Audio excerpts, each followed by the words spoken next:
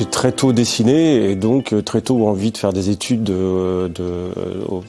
d'art plastique. Au début, je savais pas trop ce que c'était. Je viens d'un milieu où on s'intéressait pas trop à l'art et en termes d'études, on ne savait pas ce que ça pouvait être.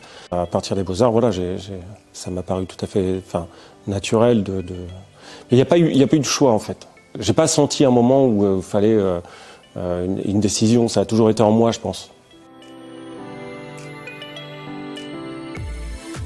Alors si j'ai choisi le stylo noir, en tout cas à partir de mon retour de Londres comme moyen exclusif d'expression, c'est pour tout simplement avoir le vocabulaire le plus, ou en tout cas l'outil, donc le vocabulaire le plus resserré possible.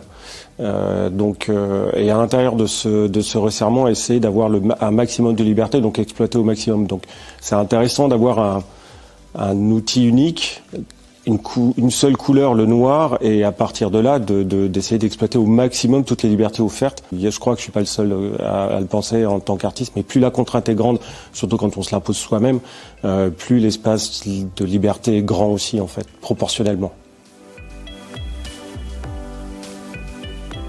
Alors, le collectif en lui-même, c'est important, en tout cas, je m'en suis rendu compte quand j'ai fait partie du collectif. Avant, j'avais un atelier, j'étais seul.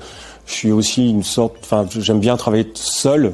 Et puis le travail que je fais, c'est un travail de longue haleine. Être seul, ça me convient bien. Et en fait, le collectif, quand même, ça apporte des échanges, des points de vue différents. On discute avec les artistes. Ça permet de créer du réseau.